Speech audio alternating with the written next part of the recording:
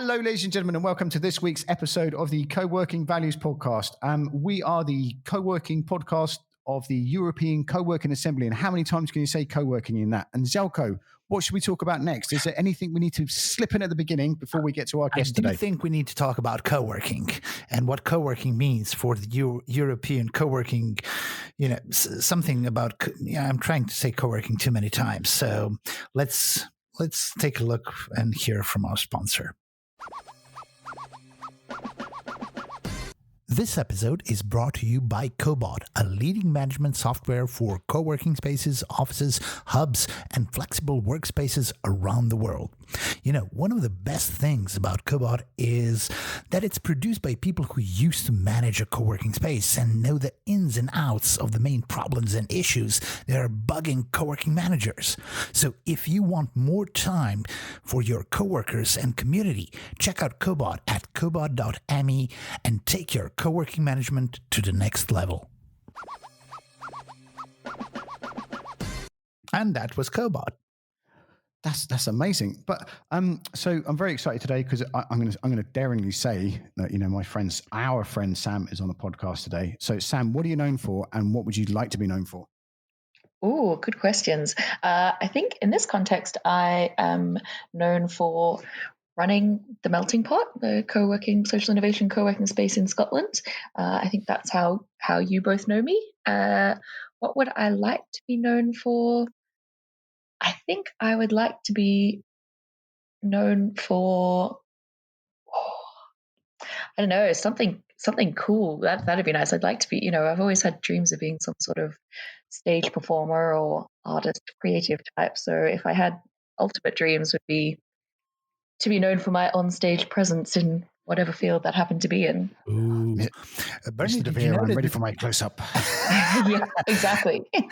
Did you know that every time we talk, to our guests and to each other, and, when you ask, so what are you known for? Everybody say, okay, in this context, so that means that we all do so many things. Yeah, very true. I think it depends on who knows me. It will depend on what they know me for. Exactly. So how are things in the melting pot, or how have they been in the past couple of months? It's been quite an adventurous journey this year, hasn't it, for everyone? I would say at the moment things are feeling good. Where the strongest thing we've had is that our team has been really resilient, and we've really stuck together. Highs and lows, as I'm sure everyone's had, we've kind of run the gamut of experiences, it feels like, of businesses, of a series of things that should happen over a number of years have all happened in the space of 8 months. Yeah. So for all our listeners, the Melting Pot was one of the co-working spaces that needed to close the premises, if I'm correct. Move. Right? We're not using close. We're using move because we are still operating. We're still operating some of our services virtually. We've got an online community. Right? Yeah, exactly. We're moving. We're not closed. We're moving. Okay. So but closing the physical premises and moving into the virtual space, and that's amazing because co-working is so much more than just a space. And do tell us about that. So how did you come up with, and it must have been a difficult situation, closing down the physical part of the space, but in order to kind of transition into the virtual, how did you kind of concept that? It sort of came in a few stages, which I think made it easier in some ways. So obviously when in March when we were put into full lockdown, that's when we actually transferred everything to virtual, which luckily was a project that had kind of been bubbling under the surface for us for a couple of years. So we'd done some research and planning about how we wanted to make our community more virtual, and this just kind of catapulted that project to the forefront. So we spent probably, like most people, a lot of March and April just really trying to create our virtual community. So we had that for the first few months of the year, and then in the middle of the year, it was as things were opening up, we were able to open up again. But even at that stage, whilst we were opening up, there was the question of, is this the right thing for us? Actually, the relevant context is that we've kind of had outgrown our existing space Mhm. about 2 years ago. Like we'd spent at least the last couple of years looking for maybe a bigger premises or looking for a second premises to open. So given that we already knew that it was a space that our ambition had kind of exceeded, and we'd already reached as much as could be done with that space. We kind of had this question of like, well, is this the opportunity that we would need again to push us off the cliff edge to force us to take a big next step? So we did open again for a couple of months, but then actually decided that the writing is on the wall. Things are going to go quiet again in the UK over winter, so maybe it's a really good time to move out of a physical space, save on those rent costs, because we're not going to have any clients coming in anyway. We've already done this work to establish our virtual community framework. And then actually the upside is that there are lots of other vacant office spaces and real estate, because lots of people are not needing so much physical space. So Yep. yeah, really making the jump to harness those real estate opportunities within the city as well. So tell us something about your virtual community in the sense of first of all, how did they respond, or how did you gather them? And second, what is the offer to the virtual community? Yeah, sure. So our virtual community is called the Virtual Pod. So we obviously started that with our existing membership base. So that's circa about 150 members. And we, again, because it was that forced our hand of lockdown, it meant that we just automatically transferred all of our members onto this low cost virtual membership. So that was obviously a really good starting ground for getting people onto the virtual community, because guess what? We just told them they were already part of it. So that was the starting point. We've then over this year, and actually a big focus for the next few months will be growing and building that virtual community out with our existing members and networks. So we've sort of started doing that in the ways of the people who have been inquiring for new space with us or new membership. So that's like we're seeing a lot of individuals who are suddenly working from home, who haven't done that before. A lot of people who have decided to take this year to start their own business, who are looking for a community of like-minded people to kind of support them through that journey. So we're giving a home to them. But yeah, we definitely have some more growth ambitions in our virtual community. In terms of what people get with that, so one, you get to be part of our community, and you get all the peer support and benefits of, we focus on social innovation and particularly on freelancers and entrepreneurs and people working for themselves. So we have a dedicated Slack for our virtual community that, as we all know from Slack, it ranges from the useful, practical information sharing to the silly, fun, do you want a cup of tea? Here's a gift that I saw, which is all really nice. We've got a range of events that are free access to members. So there are some that are membership members only, which are like regular social events or lunchtime learning events, as well as access to our bigger events that happen about every 6 weeks that are kind of more open access, but free for members to attend. And we can also include in our virtual memberships some of we still got our mail service running as well. So yeah. And I'm eager to ask you. So, how did the community respond? So, are they active on virtual? So, we saw a lot of, first of all, interest when the first close down was in effect. So everybody moved virtual. Everybody was doing online events. Everybody is doing online Slack and stuff like that. And people needed that, and they connected and started interacting. But as the months moved forward, we noticed that. And a lot of us noticed a drop in attendance, a drop in like interactivity. Basically, people got kind of saturated with constant online meetings and online Zooms and online events in that sense. So what's your experience? How is your community doing in that sense? I would say very similar in terms of the initial enthusiasm of when we were all confined to our houses. It was very exciting to be part of a virtual community, and then we definitely saw a drop off in that as things started to open up again. And I guess for us, our attention also shifted because from July we reopened our co-working space for 3 months or 4 months. So we were kind of focusing our energies in both the virtual and the physical by that stage. So we did scale back slightly on the virtual.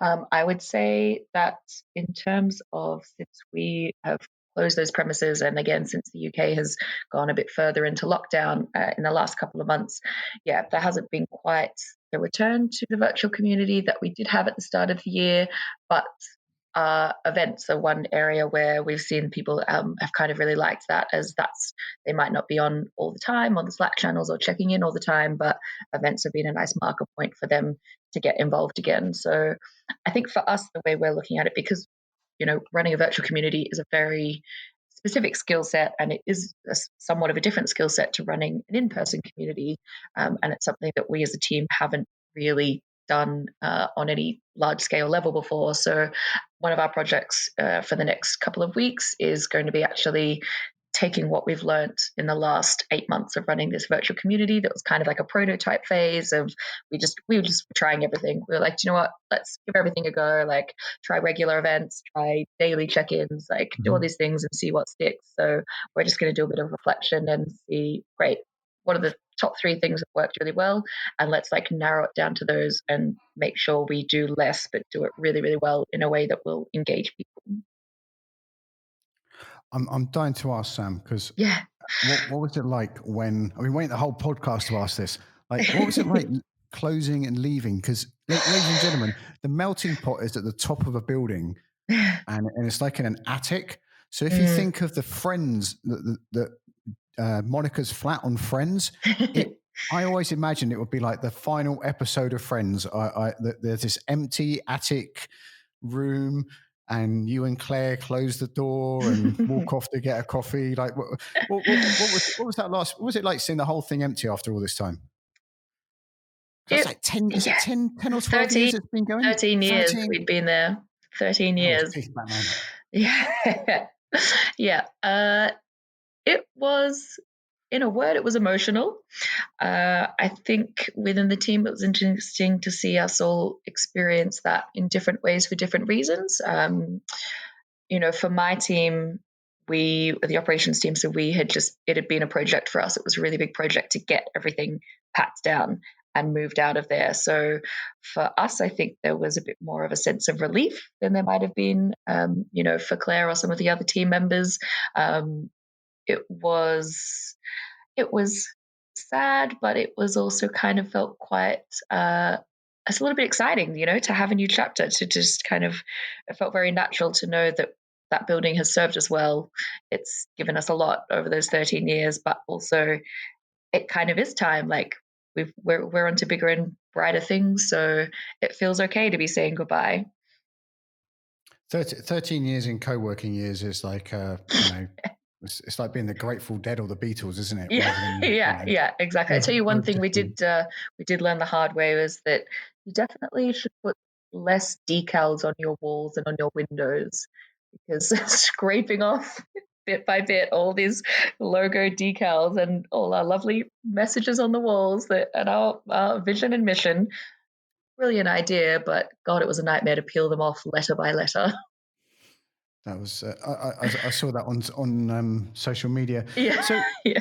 So the other thing I want to ask about is because I've been to Helen's online events about the future of work. Well, I was going to say the future of work in Scotland, but that sounds a bit like, because obviously Scotland is not a terribly different country. Like I've always felt that the melting pot is deeply part of the local community, as well as being this like whole mothership, because it isn't just a co-working space, which is what I thought for a long time until I went there. I realized that co-working is a very small part of what it does, and it is Scotland's centre for social innovation. So how's all that mashing together at the moment as you forge this new path? Yeah, it's been interesting, because I guess, to what you say about it not being just a co-working space, has kind of pushed further into the limelight now that we don't actually have a co-working space. So for us, it kind of gives us a chance to like stretch our legs and sort of show off all the other things that we do.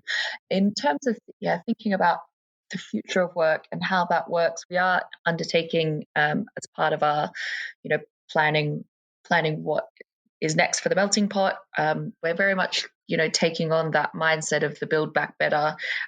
Whatever you think of that phrase, I think it just does signify well, like, great, we've got a chance. This whole country has a chance for recovery and new and creative solutions to things, and the melting pot really wants to be a part of that on our local and national and potentially global scale. So we've sort of taken the mindset of, well, what do we do really well, and how can that be of most use to the people to start with in Edinburgh for the next 6, 12, 18 months, or the next years to come. So for us, it's absolutely been about thinking, well, we want what sort of space are people going to need to accommodate, and what sort of contracts and memberships are they going to need from organizations to individuals to be able to manage that. But then we have also been thinking about how can we better integrate or make accessible one of the other arms of our business, which is our incubation program. So that's been running for 8 years, the Good Ideas program. And that is all about running events and mentoring and training for people with startups, social enterprises, or ideas for them. So that's obviously going to be something that's we think is quite integral to the recovery. So we're thinking about ways that we can actually, how can we build that in and build closer ties with our co-working memberships for people who are also having startups, and how can we support them, and how can we make that physical space, we've in the past have had a bit of separation physically between what happens in the co-working space and what happens on the incubation program and their events. So we're definitely looking forward to find a space where we can actually integrate those two really well, because I think there's no reason that those two should not be entwined quite heavily for the recovery for people of all levels.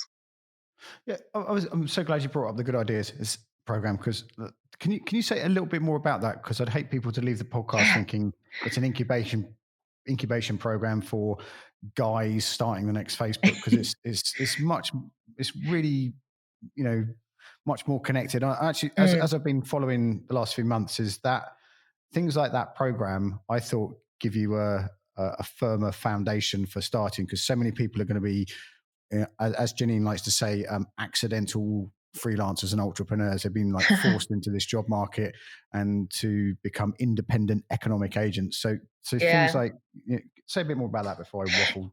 No, certainly. So the Good Ideas, as I said, it is designed for people with an idea to start a new either social enterprise or a charity or a campaign. But you're right in that it is so much more than just that. So we've really spent a lot of time in the last couple of years developing it so that we actually have a range of touch points to be able to accommodate people at all stages of that journey. So it's not just, oh, you want to start up, therefore come into this program and it runs for 6 months and we'll help you in this set process. We've actually, we've got a number of pre-events that we can run called Catalyst, which is for the people who, literally have an idea and a bit of scribbled notes on the back of an envelope that want to kind of explore to see, is there something viable in this? Do I even have an idea here or not?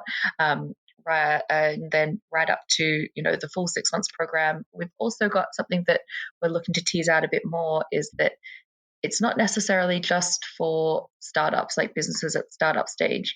Our Catalyst programs in particular can be utilized for businesses that just need to progress to the next stage. So this is something that the melting pot has, and I'm sure almost all businesses have experienced this year, where you need a dramatic strategic rethink of your business's direction and where you want to go next and how to achieve that, and what resources and capabilities that is going to need.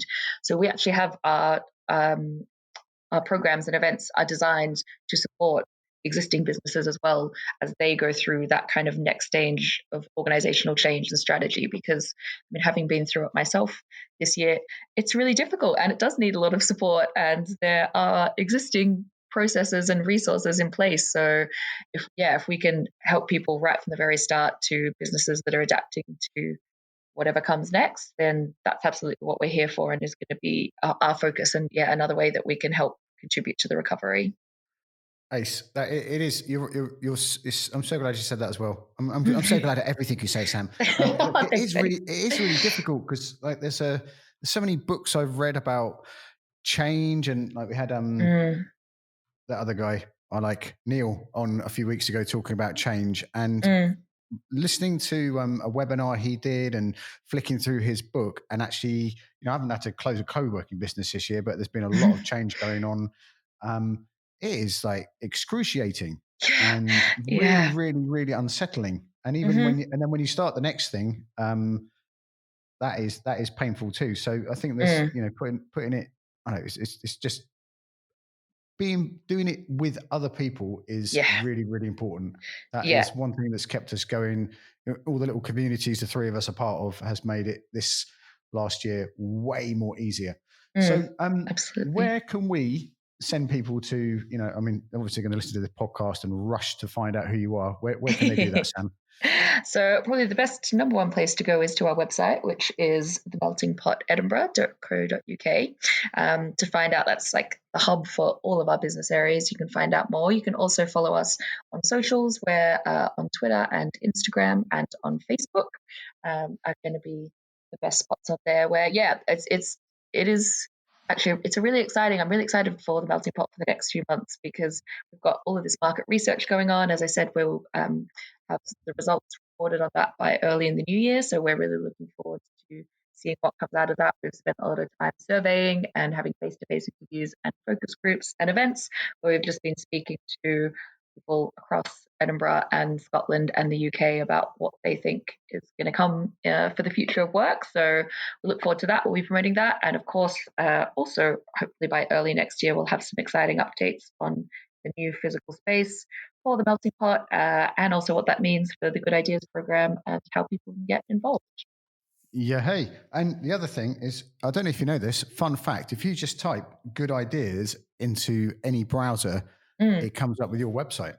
There we go. I've tried that in several countries. I don't know how you managed to own that place. We've just got the most good ideas that there are.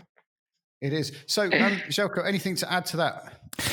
I do have to say that, it really depends on which country you're in when you type in good ideas in Google. So I just tried it.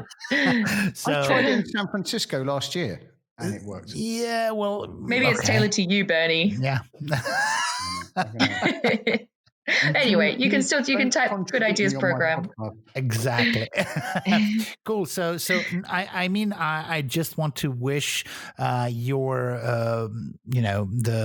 what did you say, virtual pod? The virtual pod. The virtual pod, lots of success, and a lot of us are doing, combined online things, and I do think it's great, and I do think that people in co-working know that co-working is so much more than a physical space, and they need to kind of cherish and grow their online communities and online presence, and just engage people more. Yeah. So I can also include a link for people to check out the virtual pot and come and join us if they want. The virtual pot, Melting Pot is open to everyone now. Cool. That's it from me and Bernie. And Bernie, do you have the kind of shout out to the links that people need to visit? Ladies and gentlemen, head to coworkingassembly.eu and join our email list where we share all the podcasts we do every week and we share events that are going on. Next big thing coming up is the research group for collaborative spaces. And there's a special co-working research group, collaborative spaces. Never so many C's, isn't there? Event, which we'll put a link in the show notes, where we're helping them go around the world, finding people that are researching the future of work and 15-minute cities and collaborative workspaces, and getting it all on the co-working library. So that link will be in the show notes too. And stay safe out there. And thanks for listening, folks. We really appreciate your time every week.